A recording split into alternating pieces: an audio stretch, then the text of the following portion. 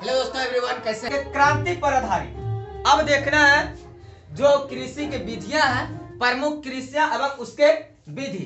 Correct, मधुमक्खी का जो पालन किया जाता है तो उसको क्या नाम दिया गया, क्या नाम से उसको जानते हैं दोस्तों? उसको हम लोग जानते हैं मधुमक्खी के खास करके एपी कल्चर के नाम से। क्या चीज से जानते हैं? एपी कल्चर के नाम से जाना जाता है। दूसरा आता है सेरीकल्चर। सेरीकल्चर में आता है रेशम उत्पादन, रेशम के कपड़ा, बहंगिया, झूलत झूलत, ये बलमुआ सुने होंगे। तो ए पर आ जाता है कहां पर? खास करके सेरीकल्चर में। कोई दिक्कत? अगला तरह सिल्वर कल्चर। सिल्वर मतलब क्या होता है? सिल्वर मतलब चांदी। कैसा? सिल्वर मतलब चांदी। तो यार चांदी थोड़ा लेना, कास्ट, लकड़ी, प्रावधान यानी प्लाईवुड, इस सब के लिए लाया गया था क्या? Silver culture. कोई दिक्कत नहीं। अब देखिए आया मछली पालन, जिसको हम लोग बोलते हैं एसी कल्चर। क्या बोलते हैं? PC culture. क्या बोलते हैं? पीसी यानी पीस मतलब पीसी, फिश, फिश मछली, मछली पालन। मछली पालन को क्या कहा गया? तो पीसी कल्चर के नाम से जाना गया। कोई दिक्कत?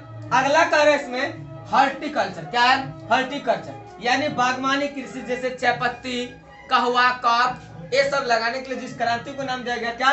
हॉर्टिकल्चर। क्या दिया गया? हॉर्टिकल्चर। अब आता है क्लोरीकल्चर। क्लोरीकल्चर का संबंध कहीं ना कहीं क्या चीज से? फूल उत्पादन से। क्या चीज से? फूल उत्पादन से। बार बार पूछा जाता है आपको, दो गो पूछेगा, एक अंगूर वाला, एक फूल वाला। हर बार पूछता है एग्जाम में। इस बार भी पूछा गया था कि बीटी कल्चर का संबंध किससे? तो दोस्तों बीटी कल्चर का संबंध अंगूर की खेती से। कहां से? तो देखिए कहीं पर है अंगूर की खेती, बीटी कल्चर ये पूछ देता है बार बार। लेकिन और जो है हॉर्टिकल्चर नहीं पूछेगा, लेकिन आपको कौन पूछ देगा? क्लोरीकल्चर। तो ये क्लोरीकल्चर का कहीं संबंध किससे है? तो इसका संबंध तो फूल उत्पादन से होता है। अगला कह रहा है पोमोकल्चर। पोमोकल्चर फल उत्पादन किससे है? पोमोकल्चर का संबंध किससे है? फल उत्पादन के लेकर के। उसके बाद है आपका क्या?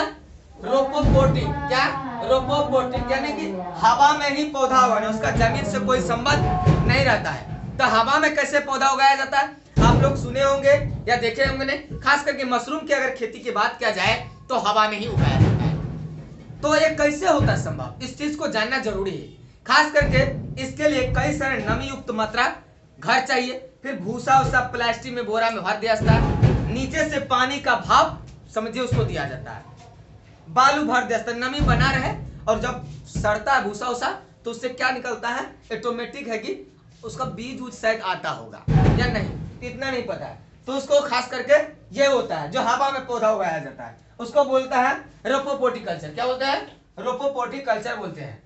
उसके बाद आता है हाइड्रोपोनिक्स। इसका कहीं ना कहीं संबंध है मृदा रहित यानी कि मिट्टी के अलावा और भी कहीं, तो इसका कहीं ना क्या होता है? मृदा रहित में आता क्या? हाइड्रोपोनिक्स से। तो यहाँ तक आपका संबंधित है। आज के लिए इतना ही रखेंगे, अगले टॉपिक को लेकर फिर अगले रोज हम मिलते हैं। जय हिंद, जय भारत।